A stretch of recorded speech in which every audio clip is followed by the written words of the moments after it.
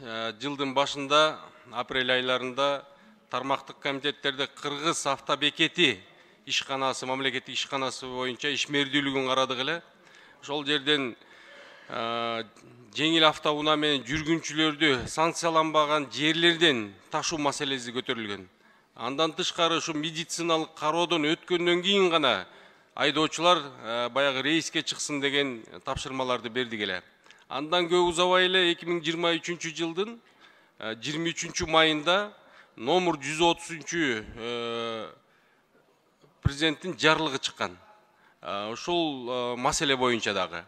Андан кийин биз бир айдан кийин июнь айындарында Таласка барып, ошо Таластын автобекетин ишмердүүлүгү менен тааныштык. Ал жерге транспорт министрлигинин өкүлдөрү, ички иштер министрлигинин өкүлдөрү жана жергиликтүү бийлик менен чогуу бир чоң жыйын өткөрүп, ал жердеги абдан жакшы жигерлүү иштедик эле, сунуштарды бердик эле. Ошол боюнча бүгүнкү күнгө чейин мынакей жарым жыл өттү. Баягы буга чейинки көрүнүш дагы деле ошондой эле болуп атат. Эч бир өзгөрүү жок.